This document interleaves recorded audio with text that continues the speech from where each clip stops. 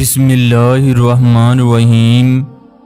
مرد اس وقت دنیا کا سب سے مسکین آدمی ہوتا ہے جب اس کی بیوی اور بچے بوڑھا ہونے پر کمرے کے ایک کونے میں پھینک دیتے ہیں۔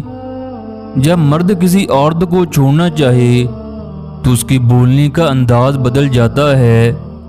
وہ عورت کتنی کم عقل ہے جو خامد سے زبان درازی کر کے بچوں سے وفاداری کی امید رکھے۔ جس گھر میں ہر روز عورت کی توہین کی جاتی ہو وہ گھر کبھی خاندانی گھر نہیں بن سکتا۔ یہ دنیا بھی عجیب ہے، ہر کوئی یہ چاہتا ہے کہ اس کی بیوی اور بیٹی فاطمہ جیسی ہو، لیکن کوئی محمد جیسا باپ اور علی جیسا شوہر نہیں بنتا۔ عورت کسی کام میں ماہر ہو یا نہ ہو مگر اندھا اعتماد کرنے میں ماہر ہوتی ہے۔ اس عورت کے کردار پر شک کرنا انتہائی معیوب عمل ہے جس کی پہلی محبت اس کا شوہر ہو۔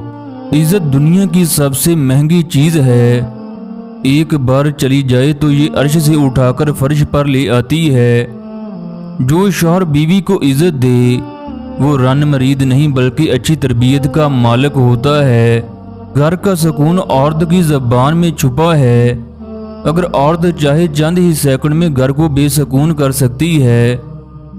عورت اور مرد کو اچھی تربیت اچھے گھرانوں سے ملتی ہے، اونچے سکول صرف تعلیم دیتے ہیں۔